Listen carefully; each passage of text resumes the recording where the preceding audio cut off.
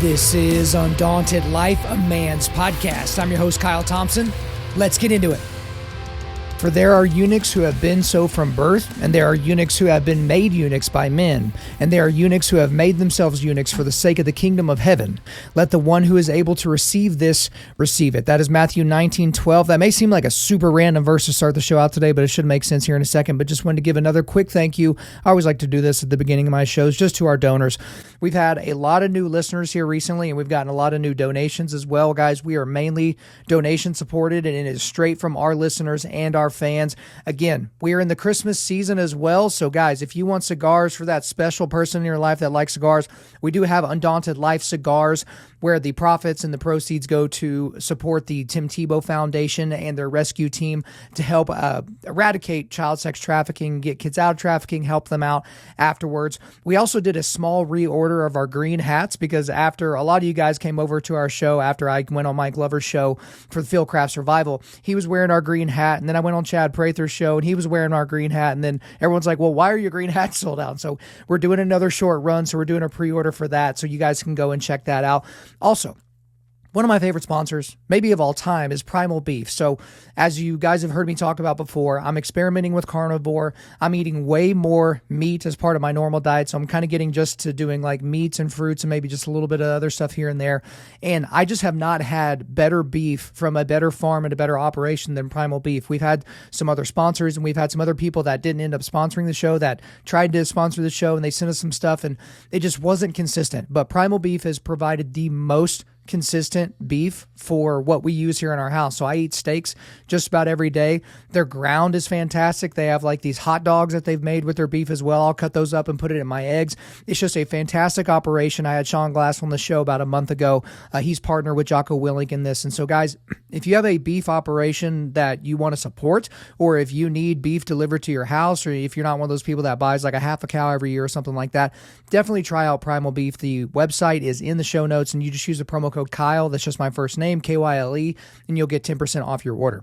Now, before we get into the quick hitters and what we're doing today, I just want to give a quick thank you to everybody because the last week of the podcast has just been absolutely insane. So we set a record for our podcast in terms of the charts for Spotify and Apple Podcasts. So over the weekend, we got to number 2 on the Spotify charts. So in our category, there's like, a dozen different categories, culture and news and sports and whatever.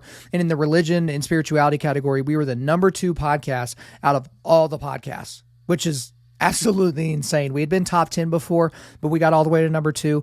And then we peaked our peak position on the Apple podcast charts at number 7. And so when you looked at some of the shows that were below us, I mean, people that we love, and then, some people that we really don't like at all, but they have enormous platforms and enormous shows. We're just so thankful. And it really has everything to do with my appearance on Mike Glover's podcast. If you have not listened to that interview yet, go to Mike Glover's podcast feed or to his YouTube channel, the Mike Force podcast. You can check out that podcast and you can check out that interview because it was just different for his audience and for the people that kind of are in his world. So a lot of the, law enforcement guys and, veterans and people that get into prepping and stuff like that. And so the stuff that we talked about, the subject matter we talked about, he was so happy and thankful to talk about on his show. He just doesn't get the opportunity to do that very often.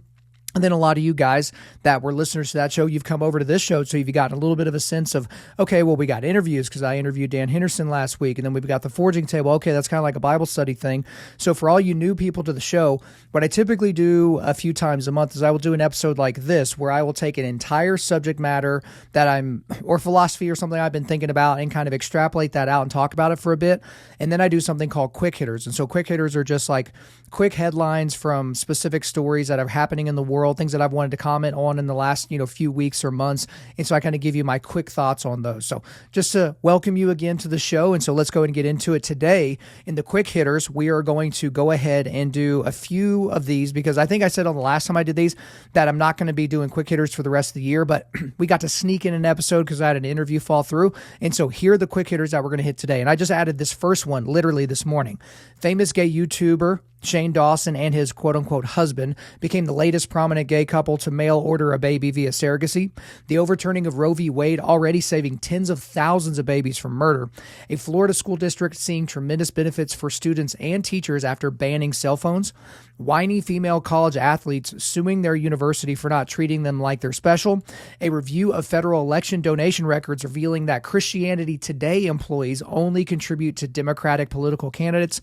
And prominent pastor David Platt replacing himself as his church's pastor with a black pastor that says it is difficult for him not to just torch all white people, in particular white evangelicals and Christians.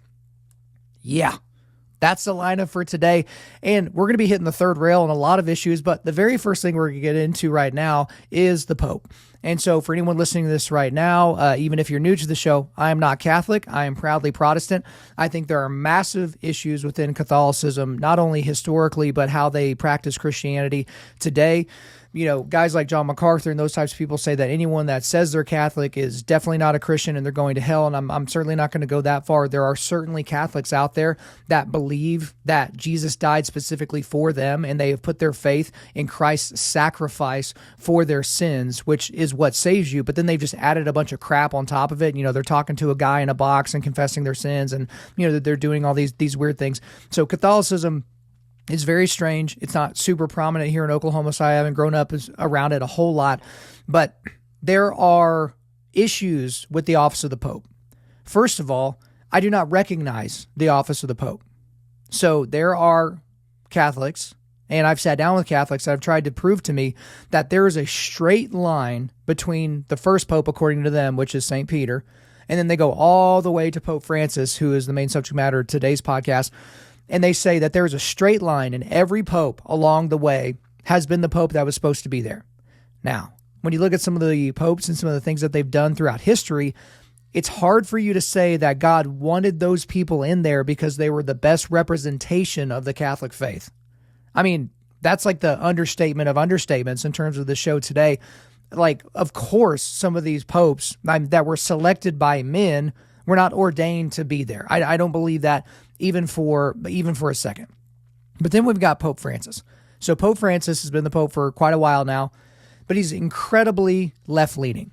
And it's so unbelievably clear that he's left-leaning. And part of the clarity on that is because he's so unclear in his messaging. And what I mean by that is he will say these off-the-cuff comments, and then the Vatican PR team basically comes together and they they put something together. Oh, that's not really what he said. And they don't really clarify. He's a lot like Andy Stanley in that way, because he'll make comments about homosexuality and gay couples and how the church should, make room for those people in terms of blessing them and blessing these same-sex unions, while at the same time saying, oh yeah, but they can't get married. So it's kind of like, okay, they're trying to split the baby.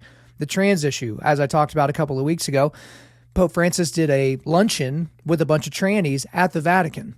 Now, I'm totally fine with religious people hanging out with non-religious people, or godly people hanging out with non-godly people, if you want to couch it that way, if they're sharing the gospel. But it seems like Pope Francis was just hanging out with trannies and not saying, hey, you need to repent and turn away from this lifestyle of sin that you're leading. So that's problematic. And he's said some progressive things on like climate change and all this kind of stuff. And so every time he seems to open his mouth about a cultural issue or a political issue, it's never conservative. Like it's essentially never conservative. Now, all that stuff might lead you to believe that Pope Francis sucks, and no real Christian should take him seriously. And you'd be right. He does suck, and I don't think a real Christian should take him seriously. But he said something else here recently that in many ways is more egregious than the other stuff that I've mentioned so far. But in order to get into that, we need to set the scene. So a week or two ago, Pope Francis spoke at the International Theological Commission, which was held at the Vatican. So what this was a gathering of the top 30 or so theologians for the Catholic Church. They took like a big picture, and I think there was, 31 or 32. He gave some scripted remarks, right? So he's kind of given his normal speech or whatever. But then he went off script to address his displeasure with the fact that there were only 5 female theologians amongst the 30 or so theologians that were gathered in attendance that day. And so he had some quotes that have been reported on, and I'll put the links to those in the show notes. But here's one of the quotes he said. women have a capacity for theological reflection that is different from what men have. So that's kind of a weird statement. It seems kind of oddly unnecessary to say, but whatever. But it does kind of lead you to something that you could call standpoint epistemology. And so John Cooper talked about this in his latest book, but standpoint epistemology is that you come to knowledge from where you stand in society. So if you're of a particular race or gender or social standing, that's where your epistemology and where your ability to gain knowledge comes from. And that kind of leads into Gnosticism, which is where the secret knowledge that you get because of, some revelation or something to do with your immutable characteristics. But then there was another quote. It said this: "The church is woman.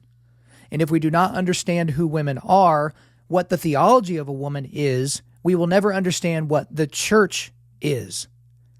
Now, again, I'm not Catholic, but that seems deeply odd, because I know Catholics, they swear they don't worship Mary until you say something negative about Mary, and then they respond as if they worship her.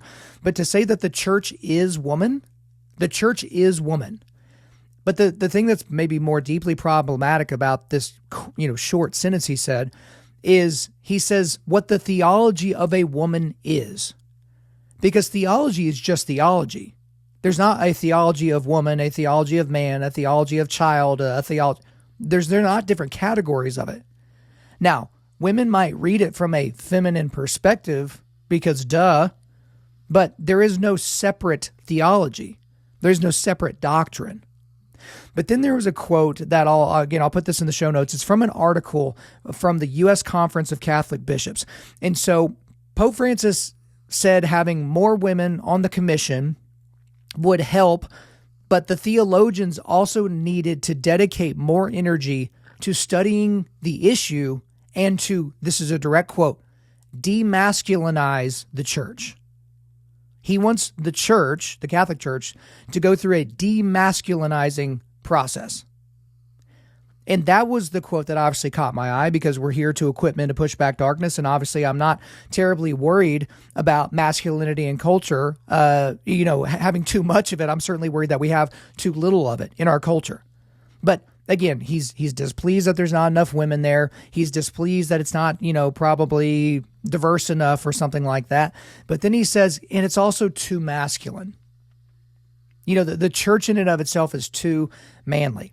And so when I first saw the headline, obviously you need to read the story, not just headline. But when I read the headline and read the story, my initial reaction was like, yeah, I'm not really shocked by this. This isn't really shocking at all, since it's coming from Pope Francis. And so the first question that you need to ask yourself about this whole situation is this: why would Pope Francis make these comments specifically in front of a room full of the most influential and important theologians in the Catholic Church? And there's an answer, and this is it. Because he wants to change Catholic orthopraxy. Okay, so orthopraxy is correct religious practice. Okay, so it's a big word to just say, hey, you're doing the right religious stuff. And how do you change Catholic orthopraxy? You change Catholic tradition. And how do you change Catholic tradition? You change Catholic doctrine. And how do you change Catholic doctrine? Well, you make sure that your theologians are progressives. And how do you make sure that your theologians are progressives? You stamp out any dissent from conservatives. And that's seemingly what is taking place in the Catholic Church right now. And we have even evidence about this recently. Just about a month ago, Pope Francis fired Bishop Joseph Strickland of Tyler, Texas, because Strickland was an outspoken critic of Pope Francis and his left-leaning opinions on social issues, and most notably, his apparent inability to condemn homosexual lifestyles. And maybe this is going a little bit too far. Certainly it'll be too far for some of you. But I think the reason why this particular pope is so sensitive about the homosexual lifestyles issue is not just because the winds of culture have changed, but perhaps, the pope and his buddies at the Vatican, the members of the Lavender Mafia, are all homosexuals themselves. Is that possible? I mean, we've seen a lot of things come out about homosexuality within the priesthood, and obviously pedophilic homosexuality and different things like that. Would it shock anybody that all of these quote unquote celibate men are not actually into women, but they're into men themselves? Perhaps, but I'll digress from there. So why do I think that these comments about him actively wanting to demasculinize the church, why do I think that those are more egregious than some of the comments that he's made about gay marriage and transgenderism and climate change and other things? It's because a more feminine disposition leads to more left-leaning viewpoints on social, cultural, and political issues. So Jordan Peterson has talked about this on his show before, but some of the best predictors of liberalization or of liberal standpoints on particular issues is effeminacy. Now, you can take that to mean a bunch of different things, but just think about it just anecdotally in your life. To the men in your life that are the most masculine, whatever that means to you, right? So they're the most masculine looking, acting, and the things that they do are all kind of very masculine, very manly. How many of those people are like big Joe Biden people? Like how many of those people are just going out of their way to tell you how much they love AOC? How many of those guys are, picketing outside of the Supreme Court anytime there's something that doesn't go the way of the left? That's not really something that you see very often. Have you ever thought about that? Because apparently that goes to more of who you are. And this gets into the big 5 personality traits where it's like, okay, if you're higher in trait openness, then you're probably more artistic and you're more of kind of a big thinker. If you're higher in neuroticism, you're just going to be overwhelmed by negative thoughts, and that those things are going to control you. And all those things go into how you act in culture and how you act in a family, right? And so all that is very, very important. So his effeminacy is going to directly lead to more left-leaning moves inside of the Catholic Church. But as we wrap up the discussion here on Pope Francis, why is Pope Francis's effeminacy so problematic and dangerous? I think that's something that we need to really reckon with.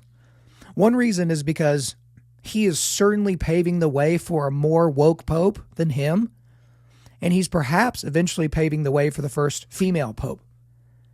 Now, obviously me saying, oh, there's going to be a more woke pope down the line, that's pretty easy to see. That's not really going out on a limb. But people will be like, Kyle, that's crazy. Oh, female pope? That could never happen.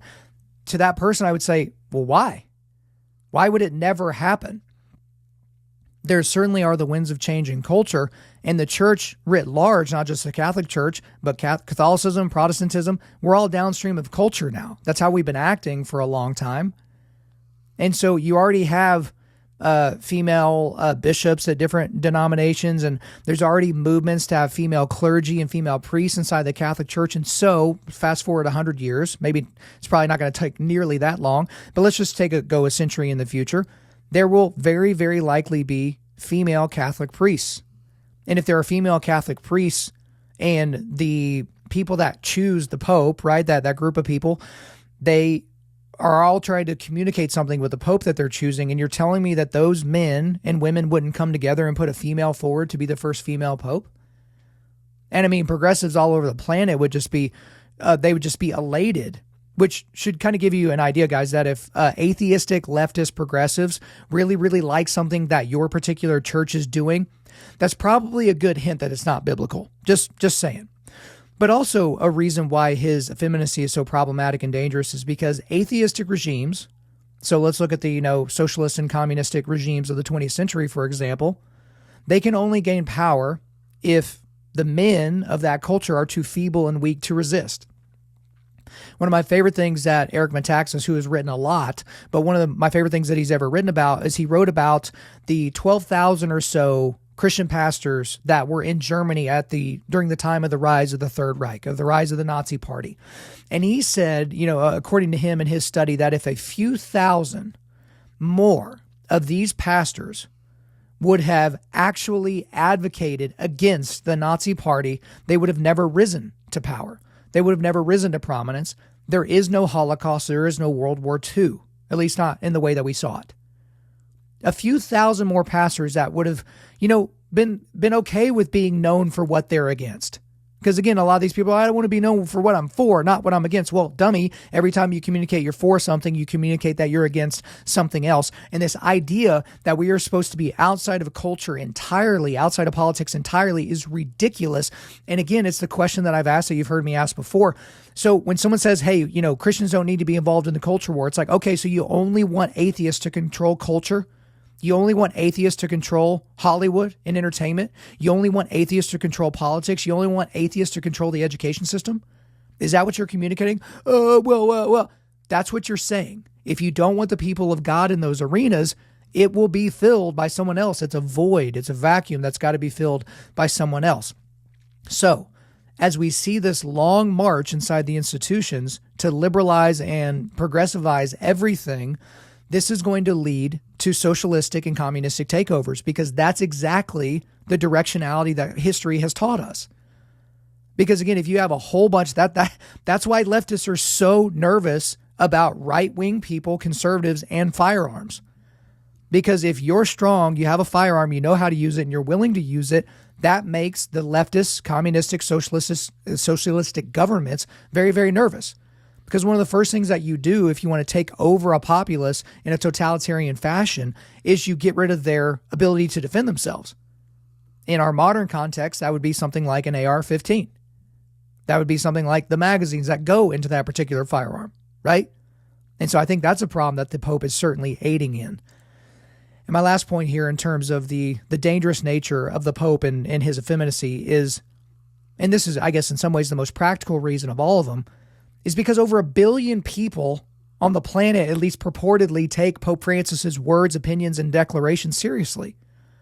There's something like 1.1 or 1.2 people that, categorize themselves as Catholic in the world right now. And so when Pope Francis speaks or does anything, they're paying attention.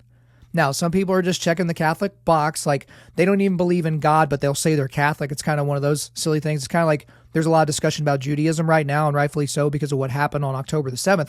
But a lot of people that are culturally Jewish, they don't even believe in God. They don't even go to synagogue. They don't even pray. It's just, an identity for them. Same thing with Catholicism. Like, I don't think Joe Biden, considering the things that he says and does, he's certainly not a Christian, but he identifies as a Catholic. And it's like, okay, well, even if you believe in all of Catholic doctrine, that means you can't kill children. It means you can't support gay marriage. You basically can't be for any of the things that he is for, being the most prominent Catholic example right now. But when you have this many people that are sitting on the edge of their seat waiting for the Pope to say something, he's going to be able to change people's viewpoints. Because again, people don't read their Bibles. People don't actually think that the Bible is the inerrant, infallible word of God. And so they're just going to go based on what their figurehead says. So in the Catholic Church, that's Pope Francis. For Protestant churches, it might be an Andy Stanley or a Stephen Furtick or pick a prominent pastor that has said and done things that are like completely outside of orthodoxy. So there are people specifically in Andy Stanley's church that are just going to go with whatever Andy Stanley says about homosexuality and transgenderism. They're not going to look to the Bible. Because I think I'll probably mess up the quote, but it's like, if you want to hear God speak to you, read the word out loud. But again, we just want to go to these people that went to Bible college, or some of them, like Joel Osteen, didn't even go to Bible college, shock of all shocks, but they just want to listen to these people say things that make them feel better and also make them acquiesce more to culture, because that'll mean their life is easier. That's the big key here that no one really thinks about. It should be difficult to be a Christian. Now, even with the crap happening in culture, it's still really, really easy to be a Christian in America. Because as of right now, there's not people that are kicking your doors down looking for copies of the New Testament that you might be hiding under your floorboards. That's not really something that's happening right now, but that's happening in other places around the world. It certainly is. And so if you have these things happening, what you need is a populace that is ready for that. Christians should be ready to be put under persecution, but we're not, because we bought the cultural Christianity lie, the colloquial Christianity lie, that if you become a Christian, everything just works out. Name it and claim it, right? You're just going to pray to the universe, and those prayers are going to attach to other like posy vibes inside the universe, and it's just going to rain down blessings on your bank account. We bought the lie. We bought a hook, line, and sinker. And so when Pope Francis tells you something or says something like, hey, we should really demasculinize the church, that jives directly with culture that is trying to demasculinize every part of culture. Toxic masculinity and some such, right? If he says, yeah, we really should try to understand transgender people and just kind of accept them for who they are and who God made them to be, those types of comments, well, yeah, that jives directly with culture. So it's going to make it easier to live inside this culture. But again, my message to all you Christians here is if your Christian walk is super, super easy, you're probably not doing it right. Talking about orthopraxy, you're probably not practicing right. You're probably not bristling up against the places and people that you need to bristle up against. That is not licensed for you to go out and be a dickhead and just to literally take your Bible and beat people over the head with it. But it's being able to take a tactful approach to these things in culture that God hates. And Pope Francis is doing us no favors. Why? Because he's an effeminate pansy. All right, we're going to get into the quick hitters here. And again, this first one I added this morning because I'm literally sitting there on the John this morning taking care of my initial business. And this pops up and I'm like, great, just another example. So famous gay YouTuber Shane Dawson and his quote unquote husband became the latest prominent gay couple to mail order a baby via surrogacy. So this was according to Pop Crave on Twitter. Obviously, everyone follows Pop Crave, right? But this was it. It was a picture of this guy and his supposed husband, and they're holding twins. Okay. And the caption said YouTuber Shane Dawson and Rylan Adams have welcomed their twin boys via a surrogate, which obviously they welcome twin boys via surrogacy because it's two men. You can't make a baby, right? So you may be asking yourself, who is Shane Dawson? Because I had no idea who this person was, but apparently he has over 19 million subscribers to his YouTube channel. So he's very prominent in YouTube, but also there's some things about him that people may not know, which will kind of give you an idea of who this person is and whether or not he should ever have a kid around him, ever. So in a video in 2013, he explained to the person that he was talking to on a show called Shane and Friends why he Googled the term naked baby. This was his direct quote. I went to Google and I didn't want to see child porn. I just wanted to see, let me pretend I'm a pedophile for a second. So I typed in naked baby. First of all, I don't understand why anybody would be turned on by that, but they were sexy. I'm kidding. So he's just making light and making a joke about pedophilia, specifically naked babies. Now, I've made some irreverent jokes in my life. I've said some things trying to get that next laugh, that next big guttural laugh, and it just fell flat, and I went a step or two too far. But this isn't a different category entirely. This is a homosexual person, and if anybody's heard homosexuals talk about this, they don't see pedophilia in the same way that straight people do. They just don't. And that's enough to get me and other people canceled just saying that. But you will have gay people that just say, yeah, there's tons of relationships between older gay men and younger gay boys. That's just a thing that happens, right? But specifically in this particular case, you have a prominent gay person saying that he went to the internet and typed in gay baby, or sorry, not gay baby, but naked baby. That's problematic, and it should be. But in addition to him being an open and proud homosexual and potentially a pedophile, apparently he's also into having sex with animals. Yeah, because in 2015, he said this. One time I laid my cat down on her back. I moved her little chicken legs spread open or whatever. I came all over my cat. It was like my first sexual experience. I was also 19. So, this guy is homosexual. He has made light and made jokes about pedophilia, so would it shock anybody if he's had pedophilic relationships or sexual experiences in his life? Certainly wouldn't surprise me. And he had sex with his cat and came all over his cat. So in total, this dude would not have passed a background check to even foster a kid, much less adopt a child. But hey, let's let him and his husband buy a kid, buy two kids, right? What could possibly go wrong? So here's my big takeaway on this story. Surrogacy is human trafficking. It's sick and it's depraved. Now, I'm certainly not the first person to point out that surrogacy is human trafficking. That's not a unique idea. But people that have said that are absolutely correct. Because what is the process? You basically go to a catalog of women and you say to yourself, well, we're going to swirl our sperm together and then we're going to have that injected into, this woman, or they're going to inject it, they're going to marry it with an egg and then put it inside a woman, however the process goes in that particular thing. And they swirl the sperm, right? So they don't know which one's the father, right? Because, it's so cute, right? But they're choosing the woman it goes into. They're choosing the egg donor. They're choosing the hospital. And guess what? Everyone's getting paid. Everyone's getting paid. So the hospitals are obviously turning a blind eye to the potential moral ramifications of this because they're making a crap ton of money off of every step of the process. And all these agencies that are part of it, they're all making a crap ton of money. It's human trafficking. That's exactly what this is. They didn't create those two young boys. They bought them. Now, I talk about this in much more detail. Go back to episode 426 of this podcast. It's called The Ugliness of Gay Adoption and Surrogacy. So in that particular episode, I talked about this story where there was a gay couple that had adopted these brothers. And not only were they raping and sodomizing these boys, they were selling them to be raped and sodomized by all their other gay friends. So they were running a gay pedophile ring, right? And so obviously, I'll make the point now in the same point that I made then. That doesn't mean that every gay couple that adopts or takes over children via surrogacy is going to do that. Obviously, that's not going to happen. But it opens up that door, certainly, because of some of the things that I've already talked about. Because the reality is that babies, I hate deserve language, so I'll just throw that out there, especially to the new people to the show. I hate when people are like, well, you deserve this, and I deserve this. Well, no, but I'll tell you what a baby deserves. A baby deserves a mother, a father, and a household that upholds God's design and goodness. Like, at the most minimum basic level, that's exactly what a baby deserves.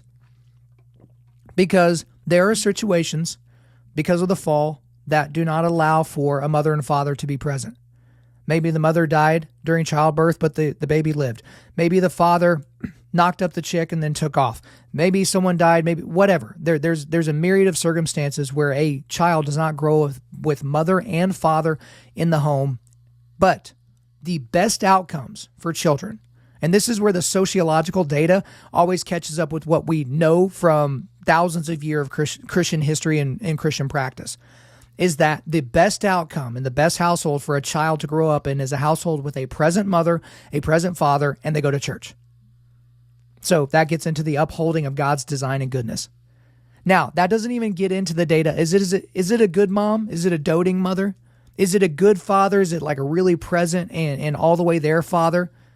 Do they go to the right kind of church? Do they go to the church that exposits the scripture and really upholds the gospel above everything else? It doesn't even get into all that. Mother, father, present, and they all go to church as a family. And so you have a situation like this where these two young boys, these poor young boys, they've been adopted so that these gay men can have an accessory to walk around with. It's like a purse for a woman. That's what this is. Because you can obviously see, with this guy who makes a lot of money off his YouTube channel, do you think they're going to be the ones getting up in the middle of the night feeding the child? No. They're going to have, women that come in and do that for them. They're going to have women that come and take care of those children that are not their mother. These men paid for the right to be able to steal motherhood away from the surrogate. Now, the surrogate in this situation is not a victim by any stretch of the imagination because she made the decision, the conscious decision, to take the money from these gay men so that she could carry two babies, provide for them with her nutrition and nourishment inside of her body, and then the moment they're outside of her body, very likely via cesarean section, the babies just go away. They likely didn't put the babies on the mother so that it would attach themselves to her. All these benefits that come to a baby by being with their mother outside the womb, gone. Doctors just walk the baby from one room over to the other, and then these homosexual dudes they get the right to sit there and take the pictures with their babies. And these morons took pictures like the babies in the little baby holder or whatever, I can't think of the name of it right now, and they're laying down covered with like a hospital blanket like they just went through labor. So they get to have the cute pictures for social media, and we're just left wondering how long until these young kids are going to be taken advantage of. And even if those are both doting parents and they never do anything sexually to those boys, they're going to be growing up in a household with two fathers when a mother is necessary and needed. And we can also assume that these men are not going to be raising these young children up to be able to worship God. And all we can hope for is that the gospel penetrates the hearts of these men, that they repent and turn away from this lifestyle, and that also the gospel penetrates the hearts of these children at some point as well. It's just an ugly and depraved situation. I hate it, but had to talk about it. All right, next quick hitter here. The overturning of Roe v. Wade already saving tens of thousands of babies from murder. So this is according to Fox News. Since the Supreme Court overturned Roe v. Wade in June of 2022, at least 30,000 babies have been born that would have otherwise been aborted, according to a new study published this month. I think it was actually last month. The 32,000 babies were born in states that enacted some form of abortion restriction, according to the study conducted by the Institute of Labor Economics that looked at the effects of the U.S. Supreme Court decision in Jobs v. Jackson Women's Health Organization, which returned the issue of abortion to the states. Our primary analysis indicates that in the first 6 months of 2023, births rose by an average of 2.3% in states enforcing total abortion bans, compared to a control group of states where abortion rights remained protected, amounting to approximately 32,000 additional annual births resulting from abortion bans, according to the study. So, right to the big takeaway on this one. With the rest of these, we'll probably just go right to the big takeaway. Big takeaway on this one is tens of thousands of babies, to the glory of God, are alive outside of their mother's wombs today, that otherwise would have been ripped to shreds in that same womb previously. And Republicans are tripping all over themselves trying to moderate on the abortion issue. I don't get it. And not just Republicans. Let me add Christians to that as well. There are plenty of left-leaning congregations and churches and Christians that are trying to do everything to moderate on the abortion issue, to try to find some mythical third way, right? They might as well try to find a pink and purple unicorn. There is no third way on abortion. It's either a child that is alive, that is worthy of our protection, or it is a meaningless clump of cells that feels nothing as you're sucking it through a vacuum tube into a trash can. There's nothing in between. So, to the Republicans and Christians out there, why are you not just standing up and shouting this particular study from the rooftops and saying 32,000 children are alive today that otherwise would have been murdered? Because there's a lot of focus right now, and for good reason, on the 1,200 or so Israelis, Jews, that were murdered by Hamas at the beginning of October.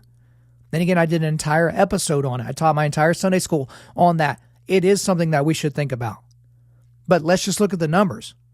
1,200 people brutally murdered versus 32,000 people that would have been brutally murdered. Like, what if we could live in a parallel universe, which we can't, but, come with me for a little bit. What if we lived in a parallel universe where the Hamas attacks in Israel on the 7th of October this year could have been prevented? And we know without a doubt, or, in general, in the range, that around 1,200 people would have been saved. Can you imagine the headlines? Certainly right-leaning people or Zionists or whatever the people that you're into, Jews would have been like, this is great. 1,200 of us were going to be murdered, ripped limb from limb. And we weren't. This is a big win. Why aren't Republicans and Christians doing that right now with 32,000 babies that are here now existing outside of their mother's wombs? I'll never understand it. And part of it, again, is because Christians have accepted the placement of being downstream from culture. Again, you don't need to be a jerk about the abortion issue, but if you can't stand on the correct moral side of the abortion issue, what subject matter should I trust you with? So to these squishy Republicans that have said that they're pro-life and yet they're trying to advocate for pro-choice opinions and pro-choice stances, I'm sorry, I'm not going to trust you with the economy. I'm not going to trust you with the border. I'm not going to trust you with international diplomacy because you can't even get the subject matter of life right. So my encouragement to all the Christians and Republicans out here is be super proud of this. Celebrate it. Celebrate it more loudly than a touchdown by your favorite team, than a knockout by your favorite fighter. Celebrate this because this is a big deal. 32,000 babies are here today. And that is a win for everybody. All right, next quick hitter here. A Florida school district sees tremendous benefits for students and teachers after banning cell phones. So this is according to govtech.com. New rules that require cell phones to be silent and tucked away in backpacks all day made Sarah Spate's how do you say her name? Spate? I'll just go with Spate. Sarah Spate's classroom a better place this semester.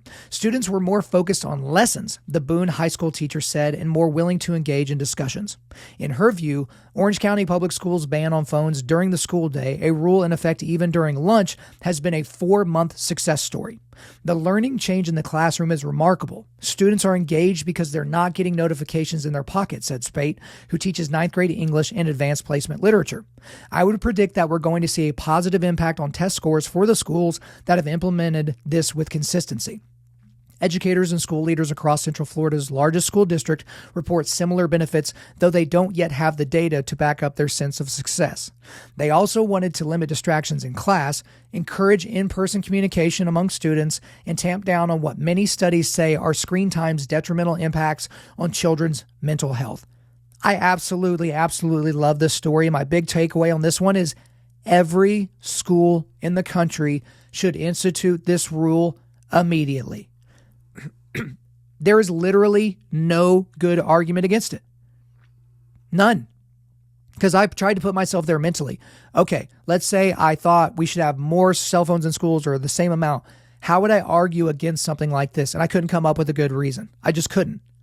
And you could basically go back to what did children do before this century? Before cell phones were ubiquitous and, elementary school kids had cell phones?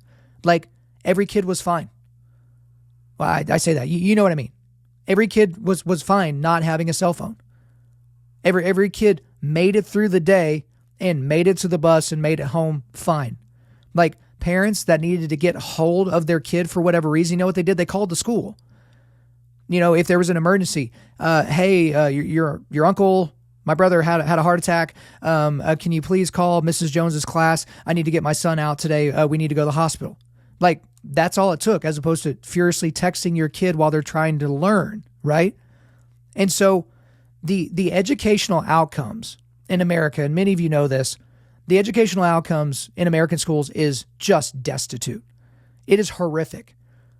And that is in contrast to the unbelievably high amount of funding we give to education. We constantly get these teachers and administrators that complain about the funding that they don't have for education. And it's like, there are countries that have way less money per capita going to fund education for their students that have way higher educational outcomes. So obviously there's something there, and the problem isn't money. Because again, is the problem that kids don't have the latest iPad in their class? Or is the problem that we're focusing on crappy modalities that don't end up leading our children to be able to be successful in the classroom?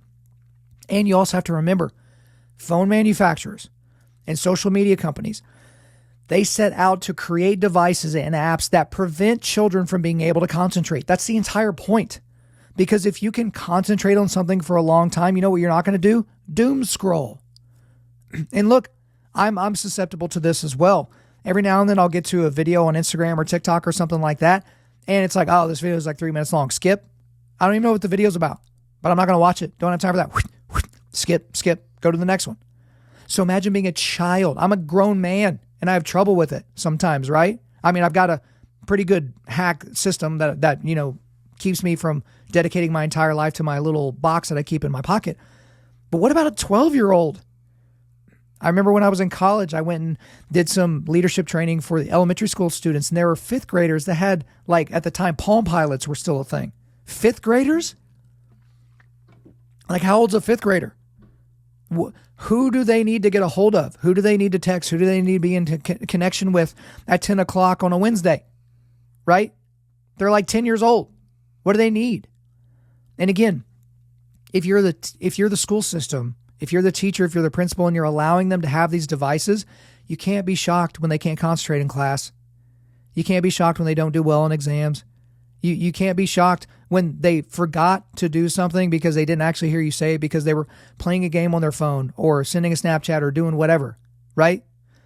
But the other kind of way around this, like if your school and your community isn't going to institute something like this, I hope it catches fire, but who the heck knows? The way around this is parents out there actually being parents and not getting their kids smartphones. I've talked about this a lot. Your child doesn't need it. And we can get into the discussion about the fact that pedophiles know how to use these smartphones to get to your kid, and that's an important conversation. The fact that there's porn and murder videos and murder porn videos that your kids can access with a few clicks, right? All that's something that's important to talk about in terms of their cell phones. But if they're at school and they have a cell phone, how in the world do you expect them not to look at it? And again, to the parents, it's just like, I want to make sure I can communicate with my kid in case something goes wrong. You can. Call the school. Like, most parents now have their teacher's phone number, right? My kid's in pre-K 3. My wife has the teacher's number. She can text and call the teacher in the middle of the day, which again, is kind of bad for the modalities of the class and making sure everything can kind of move forward. But you have ways to get a hold of your child. So if your school's not going to do this, you be the parent. Make sure they don't have their phone at school. Make sure that, you have it locked down where the apps can't even be accessed during particular hours or something like that. All that is something that you can do. But also go to your school boards, go to your private schools, go to those places and advocate for them to put something like this in place. I've heard of schools around here that do like one day a week is like cell phone free Wednesdays. And it's like, that's it?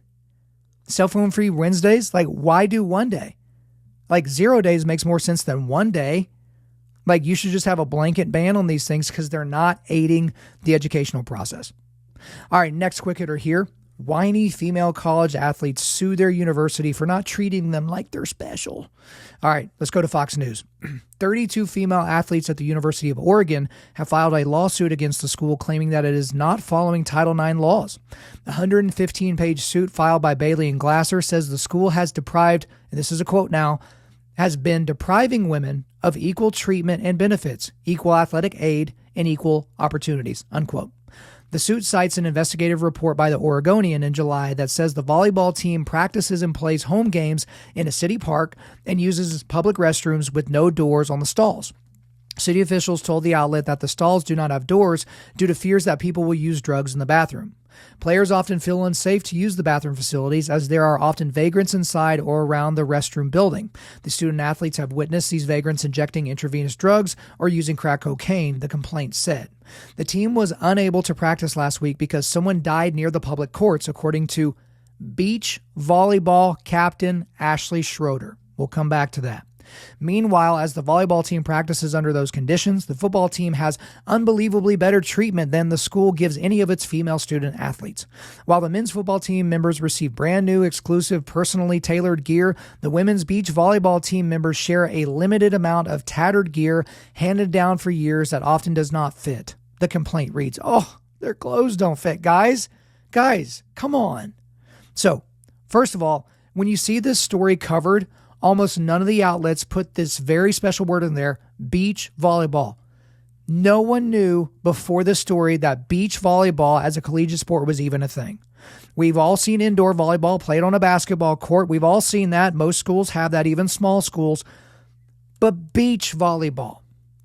Because when you read the story, I'll go back to the top here when it talks about, oh, they have to practice their home games in a city park. And you're like, wow, this volleyball team has to practice outdoors in a park? Yeah, because it's a beach volleyball team.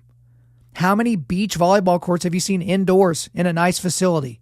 Exactly zero? Yes, because there are exactly zero in existence, right? And so, first of all, isn't a story like this a further indictment of the failure of Democrat-run cities? I mean, they can't keep their cities from turning into filthy, wretched dumps. Because again, this is Oregon. This is about as blue and left-leaning as it gets. And of course, they don't really have realistic policies in place for people that have mental disorders or addictions and they're living on the streets and all that. And so this is just a further indictment of that. But let's go to some big takeaways. I have several here on this story. The first one, this lawsuit should be laughed out of court, obviously. And all 32 female athletes listed in the lawsuit should be mandated by the court to take an Economics 101 course. I think this would help solve a lot of the problems that they're having. Okay? And this kind of goes right into the next big takeaway is you can't expect equal outputs with unequal inputs. So everyone loves, even professors at universities do this as well.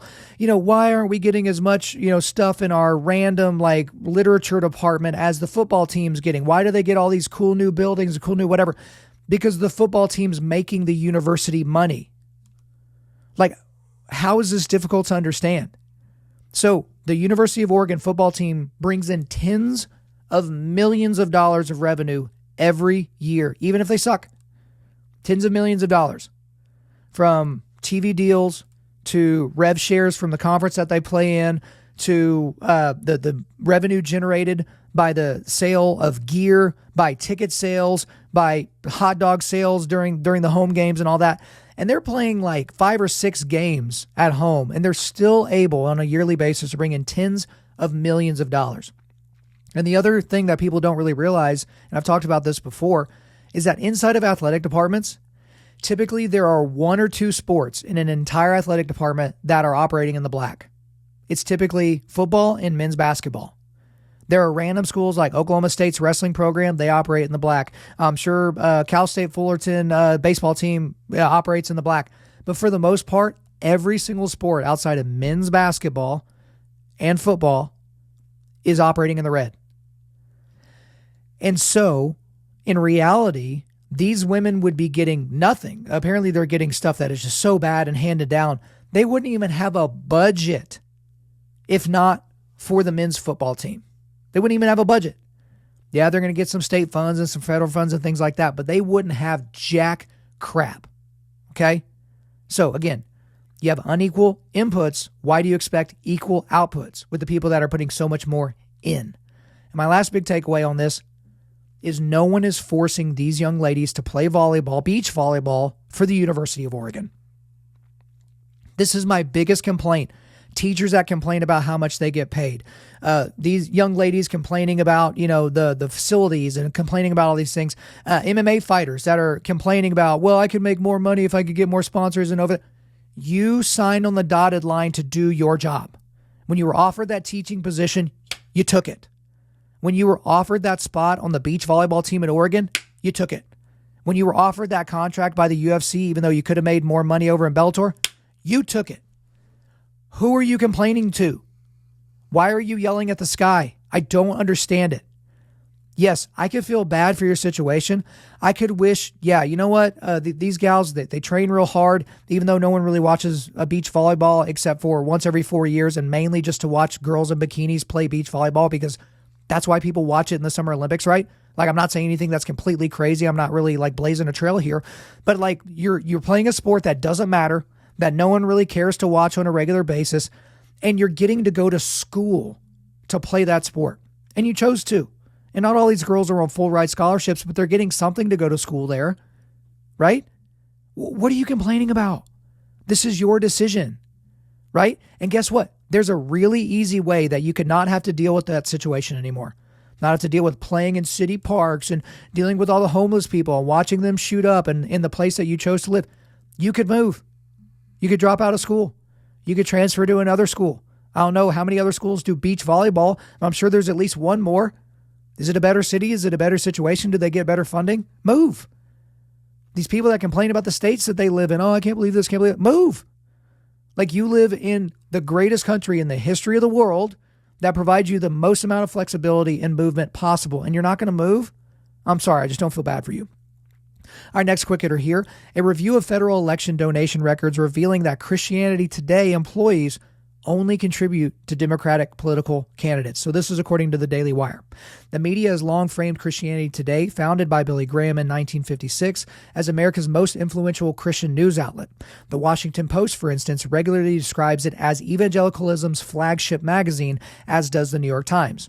A review of federal election records, however, indicates that the views of the magazine's leadership and staff may be far out of step with ordinary evangelicals. Between 2015 and 2022, 9 Christianity Today employees made 73 political donations. All of them went to Democrats. So, included in this story, which I will put in the show notes, I think it's by Megan Basham at the Daily Wire, this includes executives. All the executives, if they're donating, they're donating to the Democratic Party. This also includes editors. And so the story actually does talk about this a little bit. It is egregious that editors at a supposed publication are allowing themselves to donate in a political campaign that they're covering. That's a massive issue. It's a massive conflict of interest because if you donate to a particular political candidate, you will invariably write about them and describe them and, position them in a certain way. And it's probably going to make them look better, right? Because you want to be on the winning side. And so my big takeaway on this story is that Christianity Today is not a Christian publication. I don't know for how long it hasn't been a Christian publication, but this just further proves my point. And so part of the reason, this goes back to what I was saying earlier. If you are pro-choice, which basically means you're pro-abortion, you're pro the murder of babies, you're not a Christian. I did an episode back, I can't remember, but it was episode 417 called There is No Such Thing as a Pro-Choice Christian. Because there isn't. Because you cannot support that and say that you understand the gospel and that the gospel is for you. It's not possible. But the Christianity Today has given us hints about this really leftward lurch for years. Back on episode 110 of this podcast, I'm calling back to a bunch of old school episodes, but back 110, that was like in 2017 or 2018, I did one called Christianity Today Attacks Trump. And this was an article this was a podcast about an article that they wrote where they were attacking Donald Trump for something that he didn't deserve to be attacked for. And again, I've gone on record saying I think Trump says and does a lot of really, really stupid things, some of them unforgivably stupid. But what he was being attacked for by Christianity Today made no sense. And this was kind of that first time where you saw the pearl clutching from these holier-than-thou Christians that apparently understand the culture better than you, even though they're trying to change even the words' meanings that we've all understood for thousands of years to mean some other things so that they can better acquiesce with culture. But yeah, you try to unweave that sentence a little bit later. But this publication has Christianity in the name, but it couldn't even be recognized by the people that started it back in the 50s. Like most of the articles that are released by Christianity Today, like Billy Graham could not even have fathomed the headline, much less the content of what's being written. And so when I saw this story of a few weeks back, I just laughed because it's not shocking. Just like the comments made by Pope Francis, the not being shocking at all, this makes total sense. You can see the editorial choices and bend of the stories put out by Christianity Today and the things that are covered and how they're covered and think to yourself, yeah, of course they're not donating to Nikki Haley or Ron DeSantis or Donald Trump. Like that wouldn't make any sense. It would actually be more shocking if this study came out and it said, all the executives for Christianity Today only gave to Republican political candidates. Like that would have been truly, truly shocking. But in this case, it's just not. All right, last quick hitter here. Pastor David Platt replacing himself at his church with a black pastor that says it is difficult for him, quote, not to just torch all white people, in particular, white evangelicals and Christians. Okay, so this is according to church leaders, and this was written back in September. McLean Bible Church held a church family meeting to vote Mike Kelsey, the current NBC is McLean Bible Church, Montgomery County location pastor, to be the church's new lead pastor alongside David Platt. So go ahead and insert your, The Office references where Michael Scott and Jim Halpert were co-managers of Dunder Mifflin Scranton for a while there. So go ahead and insert that. I don't know exactly how you could be a lead pastor alongside another lead pastor, but I'll digress. Go back to the story here. A video of Kelsey saying that there are times he feels like torching all white people, particularly white evangelicals and Christians, resurfaced earlier this week, again, back in September. Kelsey made the comment 3 years ago while he was on an episode of Jeannie Allen's podcast titled Understanding Your Role in Racial Reconciliation, just weeks after a video showed that George Floyd was murdered by Minneapolis police officers. Again, I would quibble with the word murdered there because, as I've talked about before, George Floyd overdosed while in police custody, but that's at least what the website put here, so that's why I read it that way. Back to the article here. Allen asked Kelsey to share what it felt like to experience these last few weeks. This is a quote from him. "Sometimes I'm just like, I'm done," Kelsey said. "It's difficult for me sometimes not to just torch all white people, in particular white evangelicals and Christians," unquote. Kelsey shared that what keeps him from wanting to torch all white people is a combination of several things, including just meeting and being in community with so many white brothers and sisters and looking at the type of work that you're doing and other people are doing. So here's my big takeaway on this one. Actually, I have a couple. Here's the first one. These comments from Mike Kelsey are disqualifying for him as a pastor. 100%.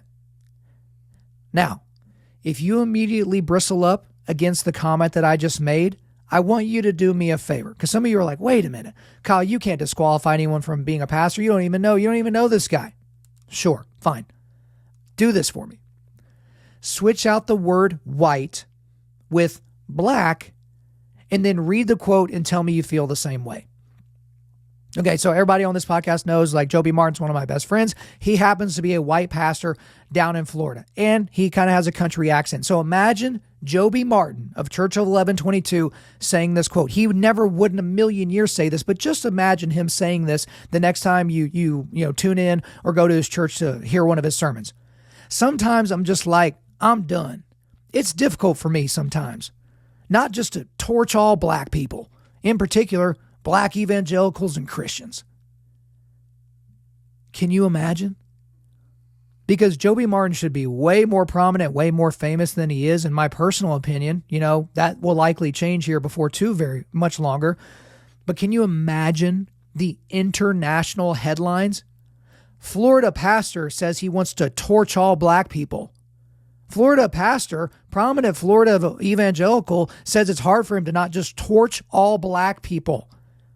In that exact moment, it would be his job and his ministry would be demanded of him, and rightfully so. And no one, there's not a conservative podcaster or blogger, anybody that would come to his defense. Because again, let me just read it as it would sound if we switch the races. Sometimes I'm just like, I'm done. It's difficult for me sometimes not to just torch all black people, in particular, black evangelicals and Christians. No one's coming to his aid. Rick Warren's not going to make a Twitter video. Like Craig Rochelle's not going to come out and record a podcast saying he defends. No one's coming to his aid. Matt Chandler, his good buddy, no one's going to come to his aid.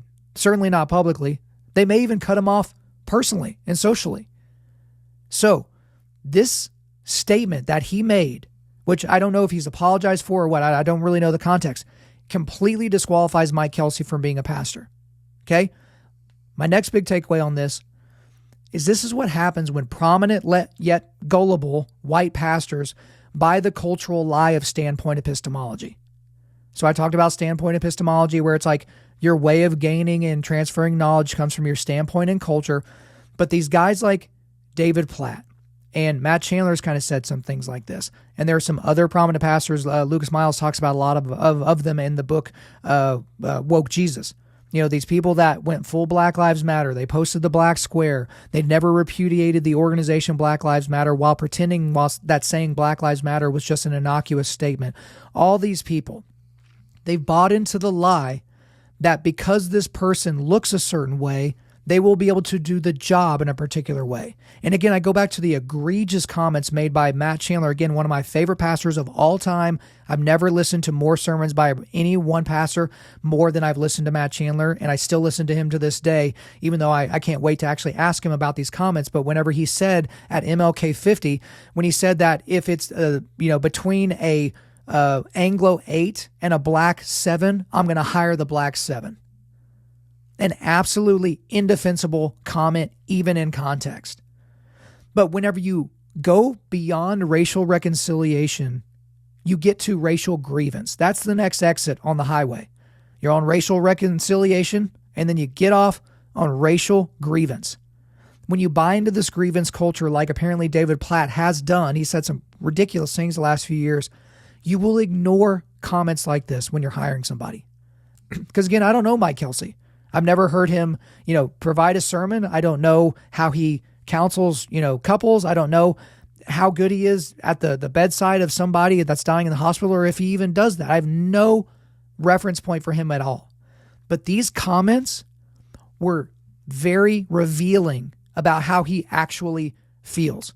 And you could tell by him saying like, the thing that keeps me from doing that is reminding myself that we have so many white brothers and sisters that are doing the work that I like. And we just keep focusing on that.